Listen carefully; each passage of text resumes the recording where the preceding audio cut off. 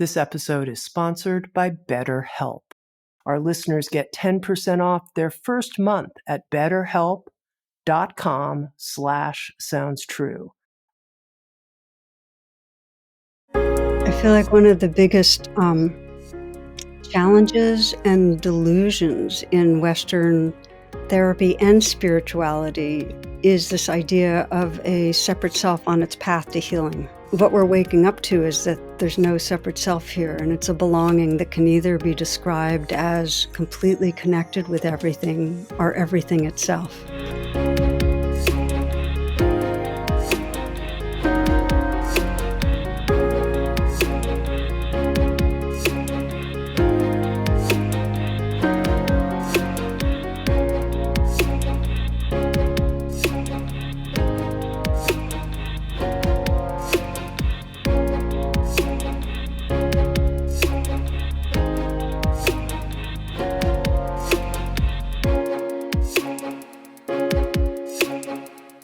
This episode of Insights at the Edge is taking place in honor of World Mental Health Day this October, where we're joining with others to thank the therapists in our world. And here at the start, I'd particularly like to thank those therapists who bring together both the psychological and the spiritual dimension in their work. I'm here for this special episode with beloved meditation teacher, author, and clinical psychologist, Tara Brach, who is an expert on this intersection of spirituality and psychology. Tara, welcome. It's my pleasure to be here. Good to be with you, Tami, and with all who are listening.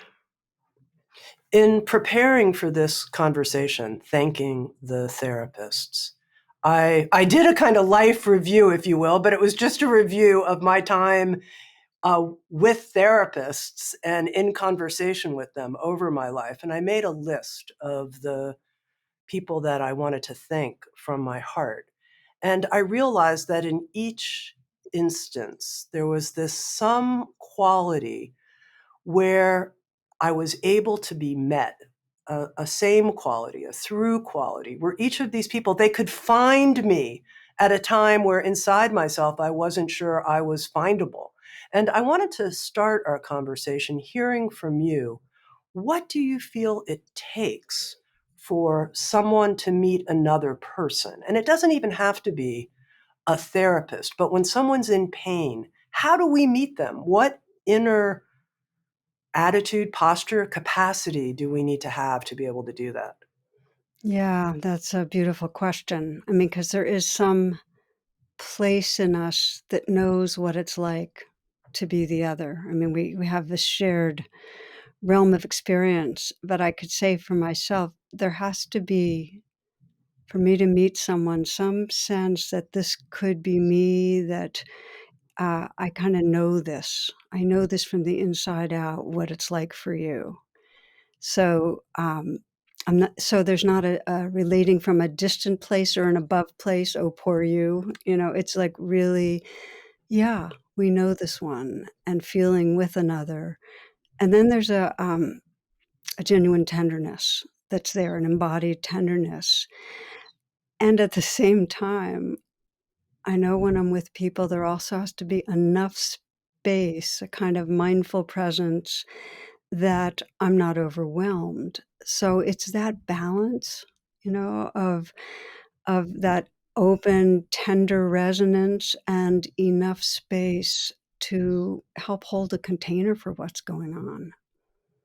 I've heard people say, you can't meet someone else in a painful state that you haven't explored in your own experience. Do you think that's true? On one level, I think it's true that you have to have courageously open to what has presented itself in your life, but we get presented different things. I'm meeting with a woman this weekend who lost a child in the flood in Texas last month, I think it was. I haven't lost a child. It's like even going near it, I can feel how wrenching, but that hasn't been one of the agonies I've experienced. Um, I've sat with people dying, and I I feel like I'm dying all the time on one level, but not this body going. So, yeah, I think that we have to have opened to what presents itself and really opened to keep company, but not necessarily the same content or the same exact expression. This is a bit of an oddball question, but it's something in my experience, which is I know when I'm looking to share something inside of me that's really difficult with another person, part of what I test out is how big is there holding space? Like, can I sense that it's at least as big as what I'm bringing forward? It's almost like an energetic field, and I need to sense that in them in order to come forward. Otherwise, I just won't do it. It's not the right place for me. And I wonder what you think about that in this notion of a field that comes with us in our human presence that is a welcoming space for others and our ability to sense that in each other. Yeah, well, I think you're naming it actually really well, that it is a field. It's kind of a resonance field that's awake, sensitive space. And there's a phrase I love, which is to meet our edge and soften. It's like, can we, when with whatever arises, is there that kind of capacity to allow it in in a really unconditional way, in a really courageous, unconditional way? And so, like you, when I'm with others, I just sense how much is allowed in that field. Is it a wide open, accepting field? Because we pick up really, our antennas are up for judgment and for capacity, and it's just not safe enough. Or we won't sense it as valuable if we don't sense that capacity. One of the things that I'm extraordinarily curious about is the notion in that openness of being open in awareness and being open in what I've heard more and more people in the mindfulness field refer to as loving awareness. Like we're bringing loving awareness, not just awareness, to this conversation or challenge to ourselves. And I notice when I hear those words, when I hear awareness, I get kind of big and vast and sky-like. And when I hear loving awareness, it's a very different quality actually. When I'm like, oh, I'm going to bring loving awareness, I center more in my heart. There's a warmth. And I'm like, okay, how does someone like Tara see this? And are you intentionally invoking quote unquote loving awareness? Yeah, I don't, first of all, I'd say it's not an intentional evoking, it's a spontaneous response. But maybe an imperfect metaphor is that many of us go to is an ocean with waves, and that the ocean is the formless awareness you talked about that has its own, it's just vast and empty and formless, and yet there's waves in the ocean of form that arise. And so that when awareness is attending to waves, okay, when awareness is attending to the arising or passing of a wave, it cradles the wave. Awareness realizes the waves belong, and that sounds like that a little bit gives it more of a personification, but awareness senses that waves are an expression of itself. There's a natural belonging, and the felt sense of that is love. The Tibetans, I think, have a really uh, powerful, helpful way of describing the qualities of awareness, and that the qualities are that vast openness, an empty openness, a wakefulness, and then a responsiveness, a warmth, a compassion, and that arises when we pay attention to the particulars of what's going on. If I pay attention to the fear or to the hurt, then awareness, if it's in its fullness, will respond spontaneously with compassion. It spontaneously becomes loving awareness, not just empty awareness.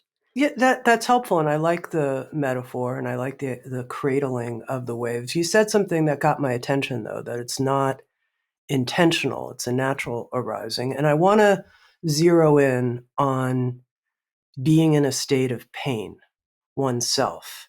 And in my experience, when I'm suffering, I do need to bring on an intentionality to work with it in some way. I wish that loving awareness just naturally arose and cradled the pain, and there you go, ba boom, ba bam. But it doesn't seem to be a ba doom, ba bam or whatever, although it's a really fun thing to say. It seems to be more of a crucible of some kind. And so I'd like to hear more, and I'm going to add on to this question Yeah. for a moment, Yeah. if you will, Tara, because in some ways, I think it's part of the central expertise that you carry that I want to bring forward. It's part of your central medicine, which is metabolizing our pain and how we do this with the aid of loving awareness.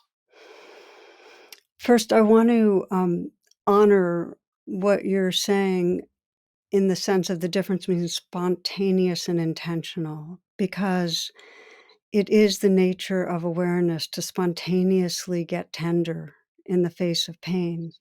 And it is incredibly skillful and powerful for us to know that, and in whatever way we can become available to invite that, to lean towards it, to look towards it. So they're both true. And that's, again, for those that are interested in Tibetan Buddhism, it's described as spontaneous compassion and the compassion that comes from intentionality. So I want to honor that. And the way, if I had to say, the basic ingredients of what helps metabolize pain, I teach a whole lot about RAIN, and the reason I do that acronym is because it includes the basic ingredients of mindfulness and compassion that untwist and free up our identity with pain. And let me say a little more on how that would work. So let's say that what arises is fear, because that's one of the great forms of pain we work with. The first step of RAIN, the R of RAIN, is that recognition of it, to be able to just even recognize the wave as a wave, to be able to say, this is fear. Itself gives a little more space. We're a little more inhabiting the awareness that's aware of the fear versus being totally possessed by the wave and forgetting the ocean. I'll stay with that metaphor for now. So the R is to recognize what's there. That's part of mindfulness. The A of RAIN is to allow, which says this wave belongs in the ocean. It's not a mistake. It's not bad. It might be painful. It is painful, but it's here. So just to be able to recognize and then sense this belongs adds more space. There's more freedom for what's here to be here. And it allows us to begin to deepen our attention in a really important way, which is for awareness to fully cradle the wave, it has to be intimate with the wave. It has to kind of investigate and sense, what does this feel like? So investigate really means to get close in and discover, what is this like in this living body and heart? To really ask that and inquire. And it takes curiosity and courage to get intimate with the fear. That's really, really challenging, and it's liberating, because what keeps us identified with the fear, with the wave, and forgetting the ocean is that we're in some way fighting it or resisting it. So when we get intimate with it, our identity opens even further. There's more space, and that's where we can see the pain, and there's a tenderness that arises. And the N of RAIN is to nurture, which, as you brought in, has an intentional quality. It means, okay, let's actively bring compassion to where this fear is. And in the moments of that compassionate presence, our identity gets freed up from I am fear, fear is me, to more the sense of being that field of compassion that's holding the fear, being the ocean versus the wave. And the end of rain is really what I call after the rain, which is more just where does that leave us? That we have a more true sense of what we are, that our identity is no longer hitched to a wave, but rather we're resting in a more open space of awareness and tenderness. So I hope that's helpful. It is, and it's not. And I'll tell you the part that Yeah, it's not. yeah. The part that it is that the rain practice I found tremendously helpful in different moments of my life. But then the part where it's not is that I've found more and more that when I'm really suffering, a word that I could use for it is I'm overwhelmed. Mm, Like I no mm, longer I'm outside the window, you mm, could say. mm. The window of tolerance, the window of my capacities, the window of my to practice the rain practice. I'm someplace else. And in that place, I need more like someone to hold my hand and squeeze it, or like something else. And I can't go through the 4 steps and do that. It's not, I'm like, okay, now I'm going to do the 4 steps, really. Like I don't have it Yeah, on tap in that way. So I wonder if you could speak to that overwhelmed yeah, place where I think people find themselves when they're really suffering. yeah. So, as with anything, there's different pathways depending on where we're at. And we might need an emergency bypass of the steps and instead go directly to reaching out for comfort, for nurturing. And what I have found with people is that if you prearrange, what helps you when you're really, really overwhelmed, when you're really scared, when there's a sense of the background of trauma creeping in there, what helps you to reconnect? What helps you to remember some larger, safer space of connection?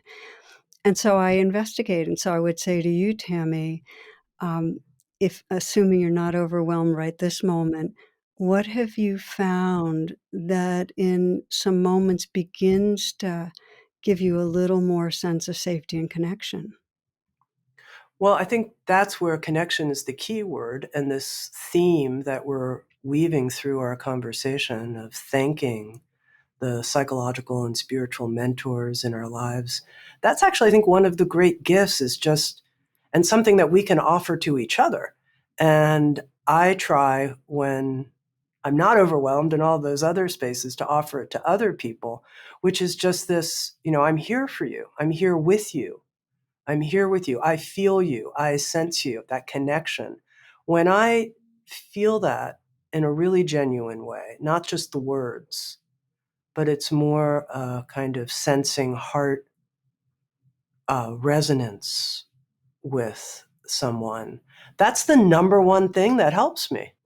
Yeah. And if you think of a young child, what does it most need when it's freaked out is to be held. And so that is the most direct way, somatically, emotionally, on all levels, to restore connection is with another being. And it's the power and beauty of therapy is that when we feel that companionship, we're not so alone. We are feeling enlarged belonging. So it is relationship because often people are stuck without another person there.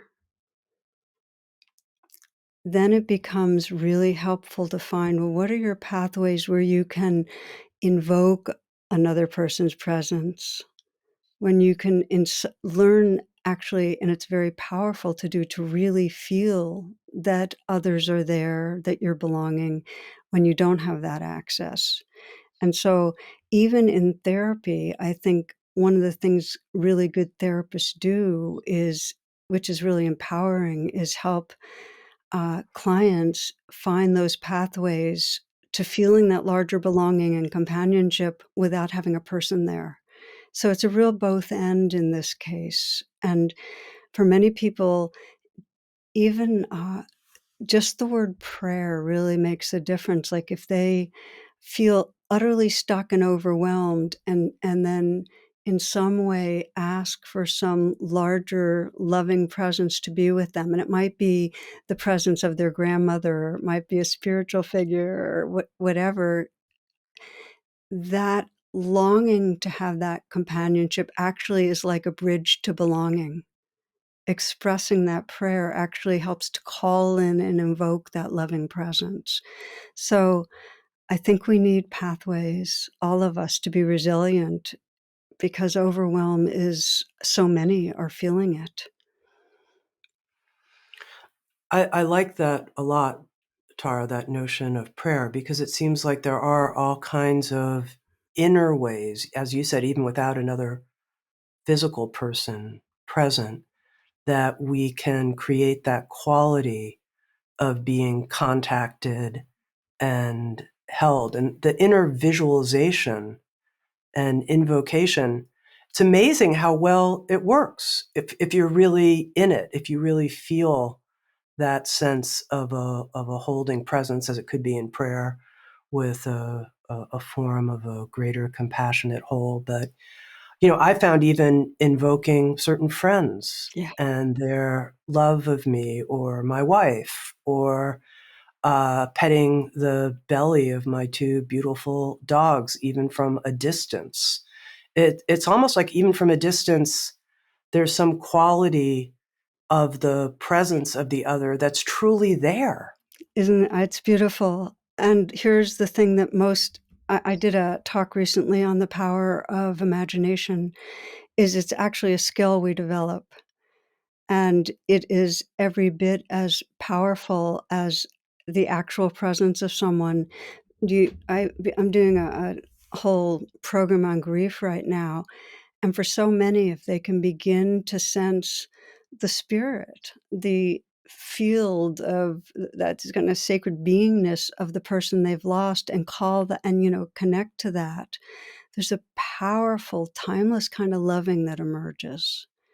And sometimes it takes somebody to die to be able to tap into the formless spirit, but you can use your imagination and find your way there. So I feel like part of our training in terms of waking up is to strengthen that capacity.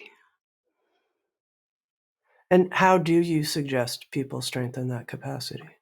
To take what already gives them some sense of some tendril of connection, wherever it is, whatever it is, with my dog, when I lean against a tree, when I think of dear ones, and to practice in my own mind, sensing that, and then going past the actual object, like in the sense of, okay, I'm leaning against a tree, and feel the feeling through my body, an embodied experience, and then let that be as big as it is. So it's really going from the activity with another to the field of loving, and just practicing it over and over again.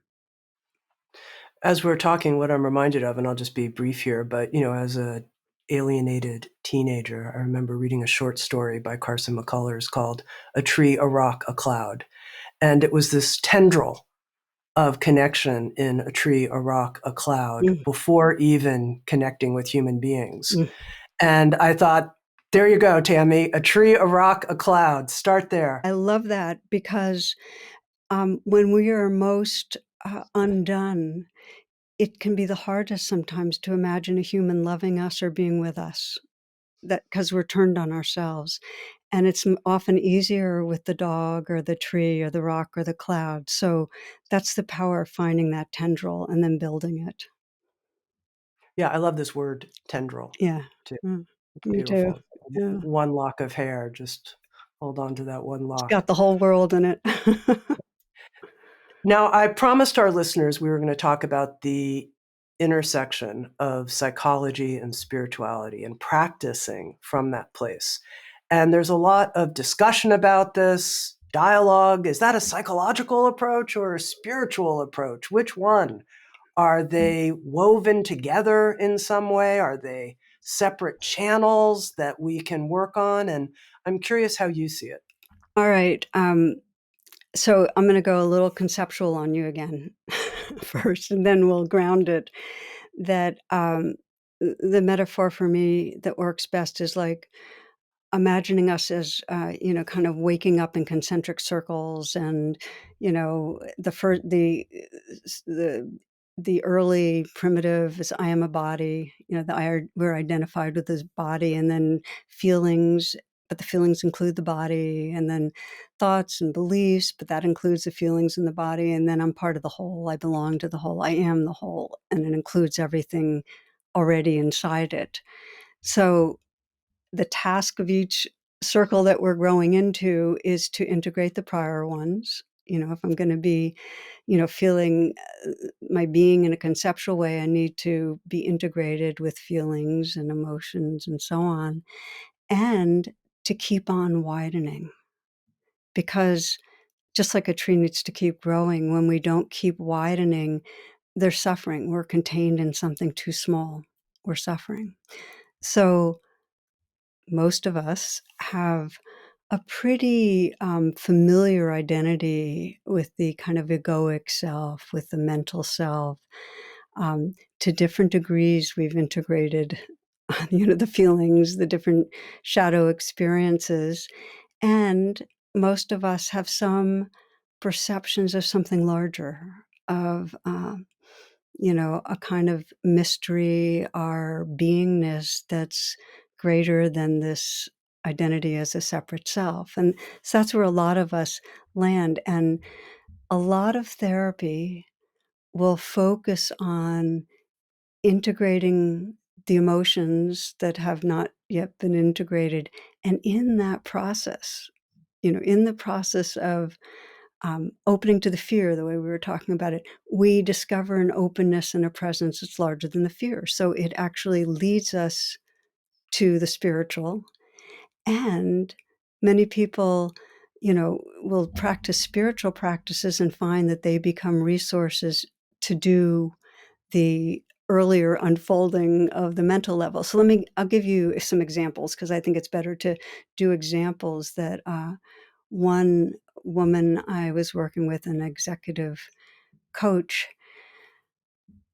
she felt like she was letting down a client that was really important to her, that she was falling short, and she kept trying harder and harder to fix him, and just felt like she was letting him down. And so we did some work. We're doing kind of a psychospiritual therapy, but we're focused on, okay, let's focus on this emotion of letting down, falling short. And what she got down to is this deep belief and feeling that I'm only lovable if I'm helping, if I'm providing some value. And it opened her to a kind of soul sadness. She could see the landscape of her life and how many relationships she didn't really trust she was loved and couldn't really feel intimate. And it brought up a lot of self-compassion, where she could, and I put my hand on my heart, because, just start offering her self-care, like trust you're lovable, trust you're lovable. And so for months, that was her practice. And what happened over time, and she really became aware of it, is that space of compassion that was holding the hurting part became more clearly who she was. It's like that field of compassion is more the truth of who I am than any narrative, any story. And so her emotional work very uh, explicitly enlarged her sense of spiritual belonging. So that's an example on that level. I was thinking, like you are, of the therapists I've worked with. I had a therapist who was also a meditator, and we'd meditate together. And when I was stuck, he would help me invite forward my most awake heart. It was really a blessing. And it was also a blessing to be processing in a field with another person, because that deepened my sense of, oh, okay, this isn't like a self that's alone. I also have seen, in this kind of what we're really talking about, the interacting domains of ego and spiritual, um, I've been offering a lot of workshops where the format is that people will share different things that are going on, and we'll do some work together in a larger group. And it's really powerful to see just this mix we're talking about waking up through the shadow. And just last week, just looking at how much spiritual practice helped in that waking up, um, one of the men who I worked with, he's Mexican, an immigrant, legal immigrant.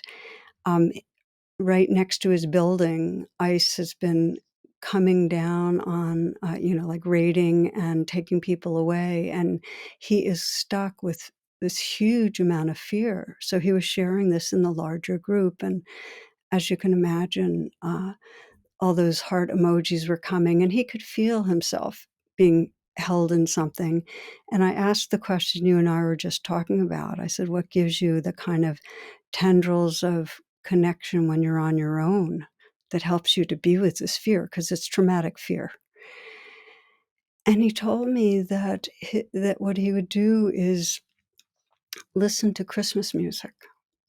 And that in some way reminded him of this possibility of peace and of love.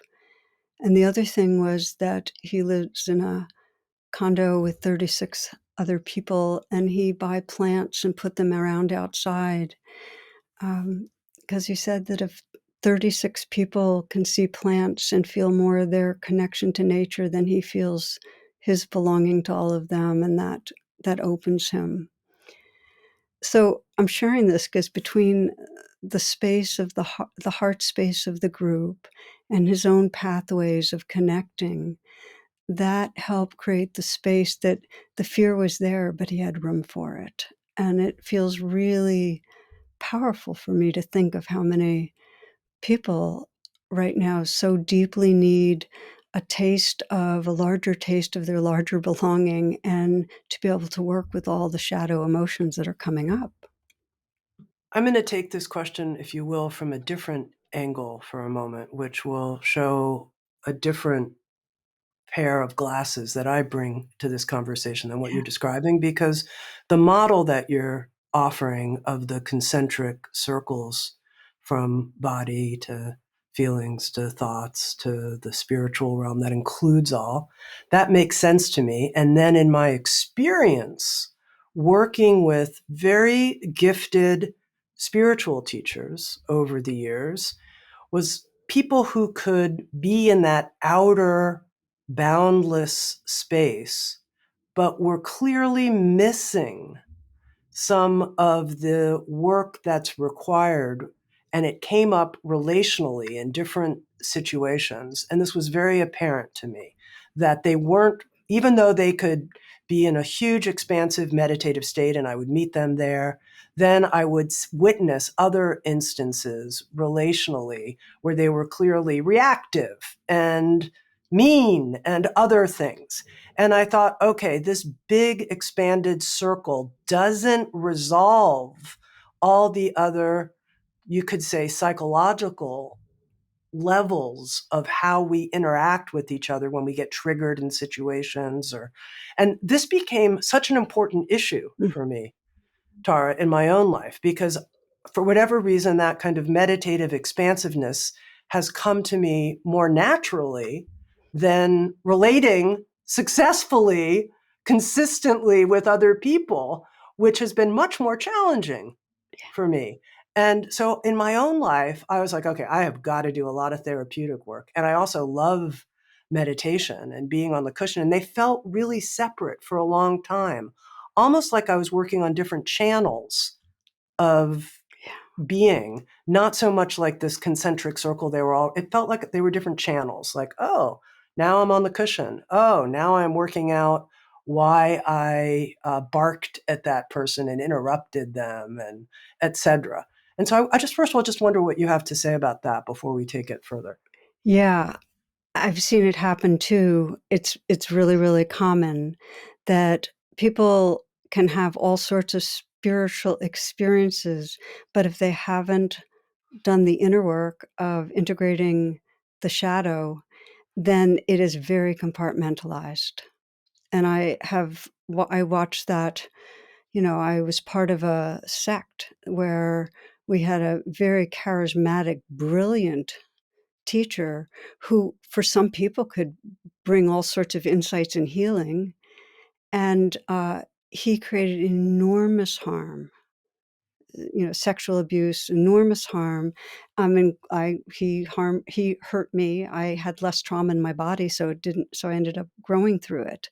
So I just want to say, absolutely, people can have what appears to be very big spiritual experiences and have it not integrated into their life. So it just feels really important to say.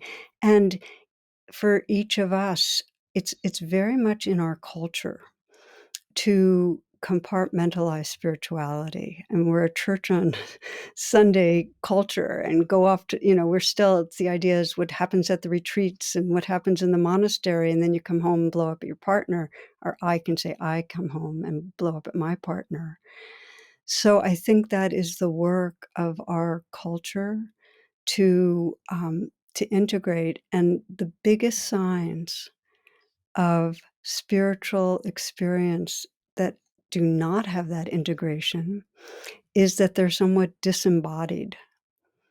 Because I found that the more that we meditate and experience that awareness, but keep feeling how our bodies are experiencing it, the more we end up coming right into the places that have been unencountered, the blocks, the fears, that which has been in the darkness, and we start naturally processing it. So that's one of the big signs, is a disembodied spiritual practice.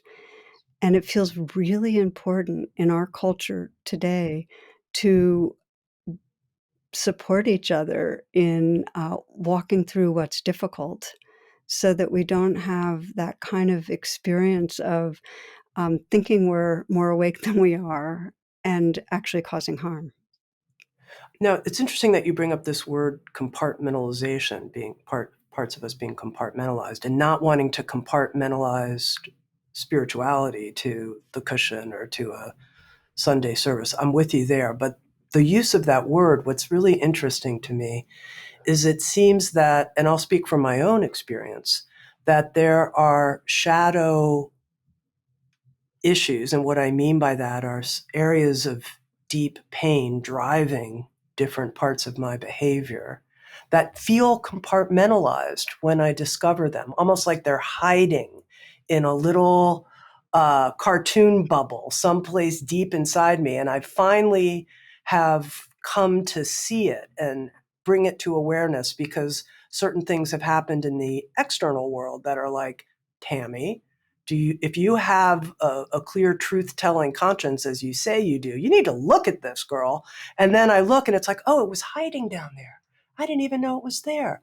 And I'd love to hear from you, because this is my inner experience, but I don't have a psycho-spiritual explanation exactly that I'm 100% clear. Oh, that's how that happens. And I wonder what your view is of that, these, little cartoon bubbles of hidden pain Yeah. that are driving us.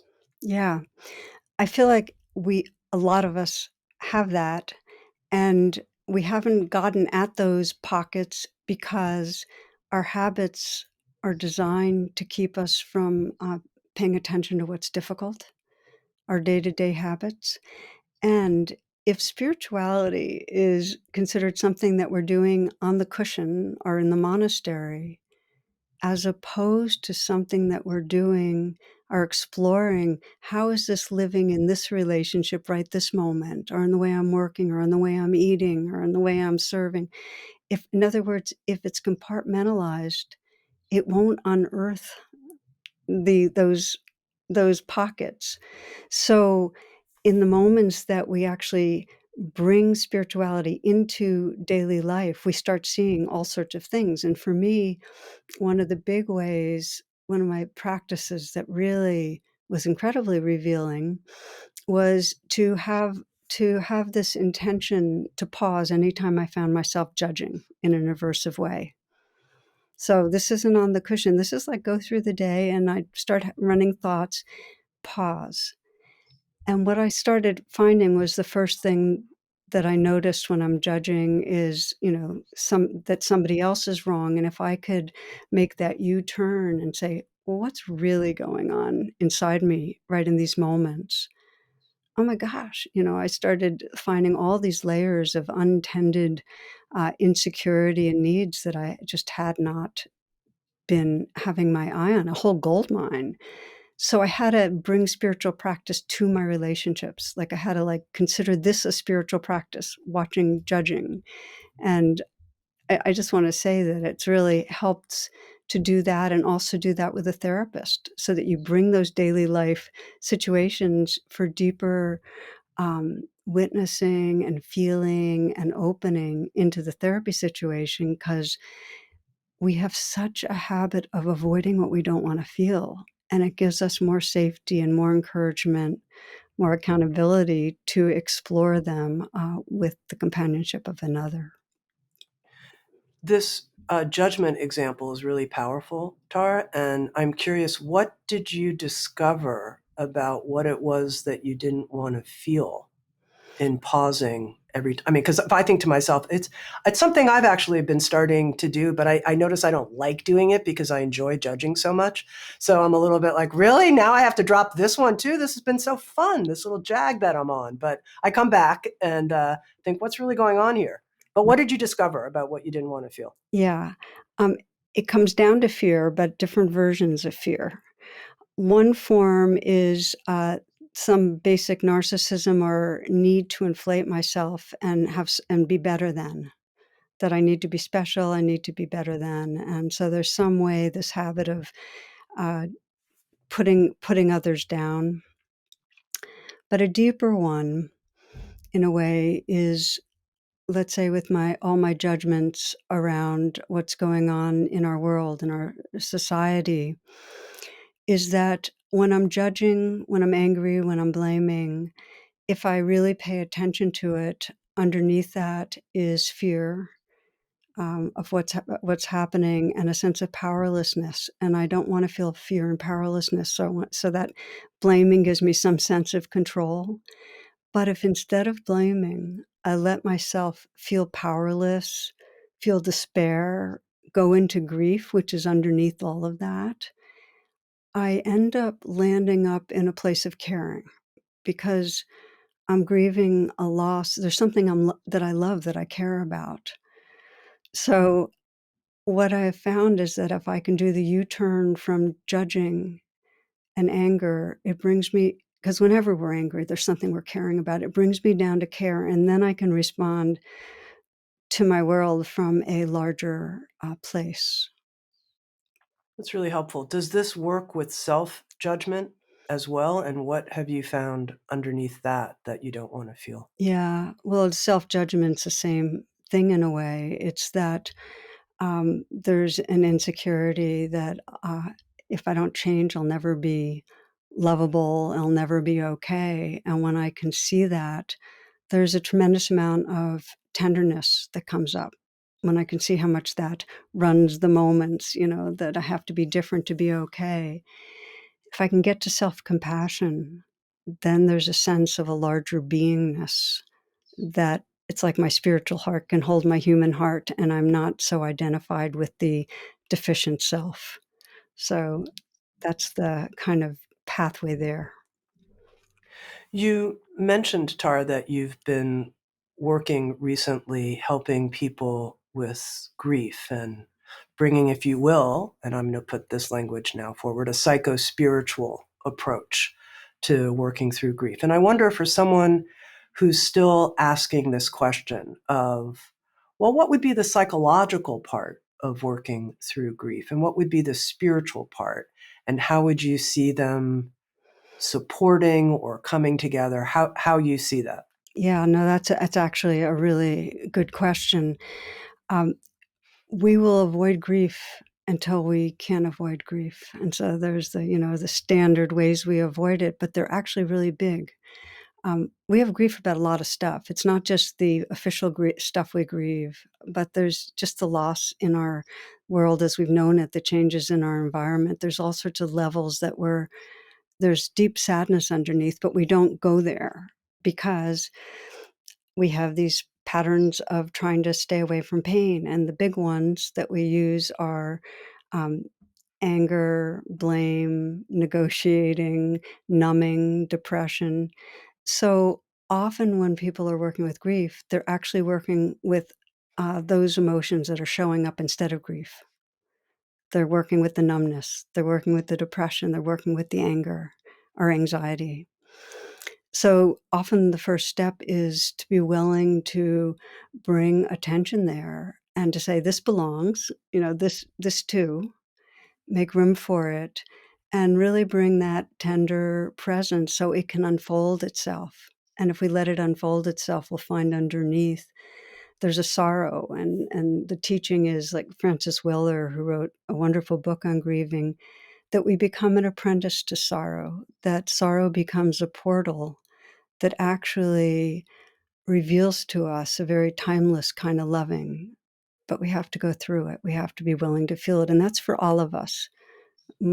All of us have layers of sorrow and grief that need attention and actually have an enormous, beautiful, underneath it field of loving that we can open to.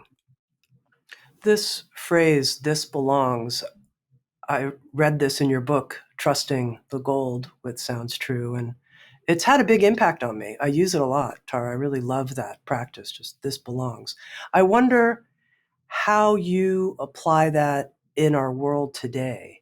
And somebody who says, looking out at things, this does not belong.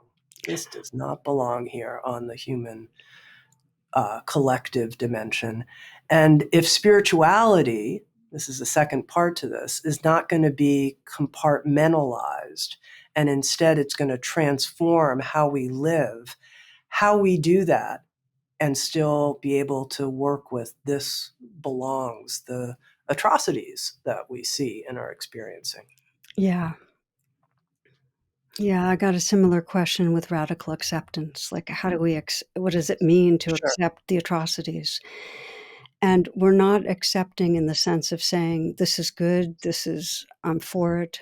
We're accepting that reality is reality. It's what's happening. It's a kind of courageous acknowledgement of what's happening, and a courageous acknowledgement of what we're feeling about it, which might be horror or hatred or anger or whatever it is. It's like, it doesn't matter what wave comes up in response to the atrocities, it's a wave in the ocean. And in the moments that we don't in some way fight reality, that we actually fully allow reality to be as it is, we become more of the awareness that's aware and more able to process, digest, and respond from wisdom.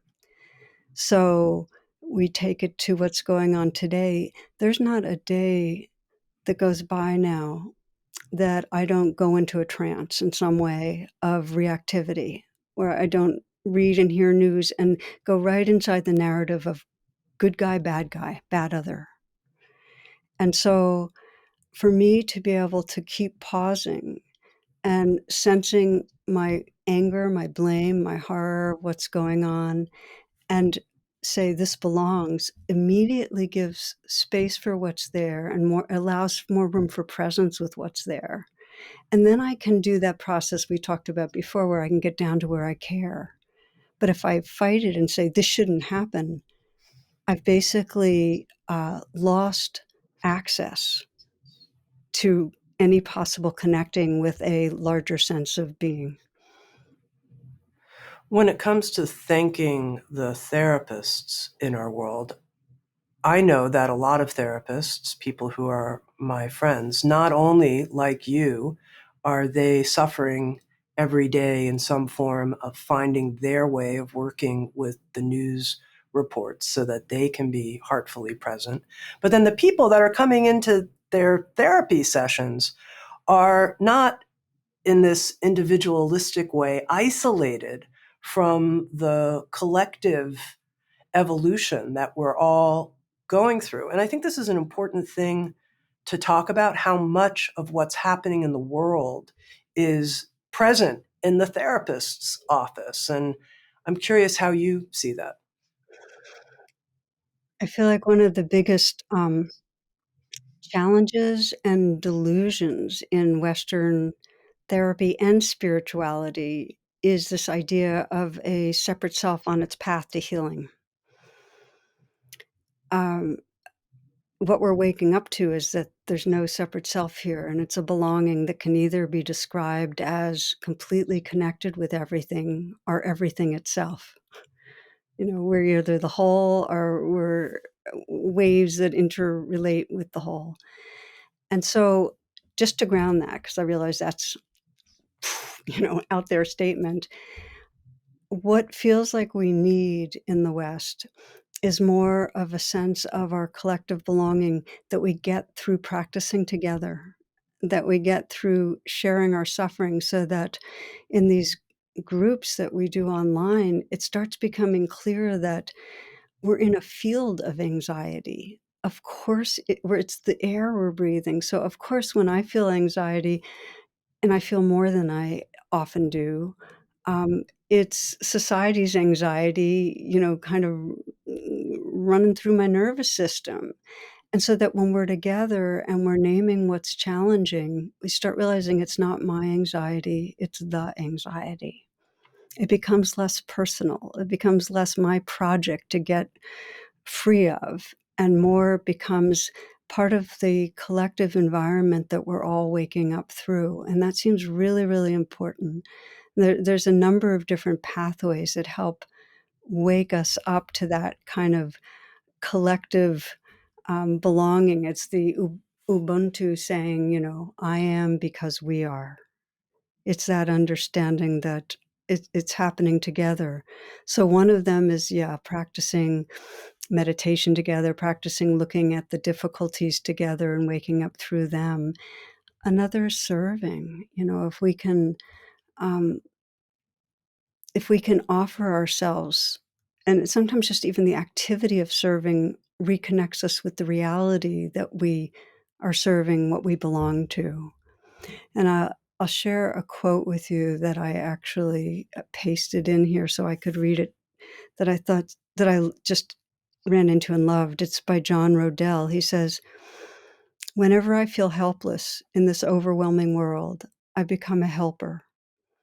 Oh, oh, my love, on the days when it feels like I have no power, I serve others. You see, whenever I wash the world's feet, my hands immediately stop shaking."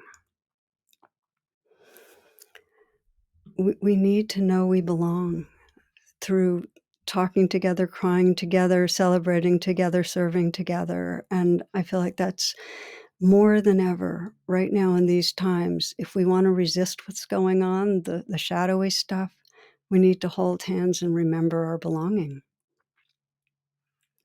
One of the things that's occurring to me is the teaching that it's not a person that quote unquote wakes up and becomes an awakened separate self individual, but that the more we open to that spiritual dimension, the more we know our wholeness with everyone. And I'm saying that in this context because Yeah. then you're walking into a therapist's office or having a meeting. And this is one of the things I even look for when I'm working with someone is who's the self they're working with? Are they seeing it as this sort of separate, isolated, Tami story? Or is there an appreciation of the web of interconnected life and full force aliveness that's coming forward to the conversation? And I'm saying that because it changes everything in a way. When you're looking at, the whole talking to the whole in two different locations of beautiful individual expression, but still the whole, it changes the whole meeting and conversation. That's right. And it's both how the therapist sees themselves and how they see you. If they see themselves as a healer, fixer in any identity, that actually gets in the way a bit between this kind of waking up together that's happening, awareness waking up through us. The more we hold lightly all the narratives of a self, whichever role it is, the more all sorts of power and majesty can happen. All right. The final question here, Tara, has to do with this desire I have to actually, from my heart, thank the individuals who have done so much inner work that they can be effective as psycho-spiritual therapists in the world. And I think to myself, and this is where it may sound like I'm patting myself on the back, and maybe I am going to go ahead and pat myself on the back here. It's taken so much work. I don't know, from the outside, people might not know or recognize that. And even with all of the privileges that I've had, which are immense, and the exposure to tremendous teachers and influences, and all of the support that I've received, which is immense, and I'm so grateful for it, it has also taken so much and takes so much courageous inner work to stay with the open-hearted love, uh, the quote that you read, serving the feet of others and my hands don't shake in the same way. It takes a lot of continual showing up. And I wonder how you relate to that when you hear me say that. Well, I actually love that you're saying it, because showing up has a lot of different dimensions. But again, if we compartmentalize the path, it it gets focused inwardly, and it doesn't seem to have anything to do with how we inhabit life with each other or with our world. And so to me, showing up means embodying our awakening in relationship. And the reason I makes me happy that you bring this in is because this is the dimension that I feel we need to bring more and more consciousness to right now, which is um, that as much as there's the inner work, there's how it is then manifested and how kind we are, how much we're in some way let ourselves feel brokenhearted about the world, and then in whatever way matches who we are, show up, whether it's writing a poem or writing an editorial. It doesn't matter, that we in some way are responding to our world and showing up, because we're not fully mature and inhabiting who we are if it's just kept as that kind of inner work component. So um, yeah, I'm not sure if that's where you were going with this one, but that's what came up for me. Well, and it's a beautiful note to end on, our continual call and response of showing up. And Tara, here you are.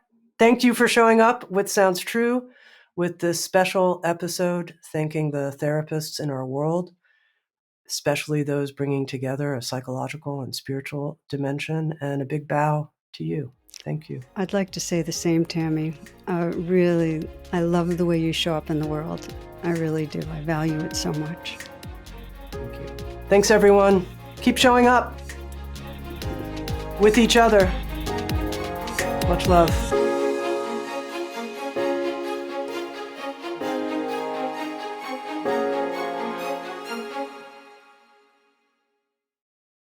This episode is sponsored by BetterHelp. Our listeners get 10% off their first month at betterhelp.com/soundstrue. That's betterhelp.com/soundstrue.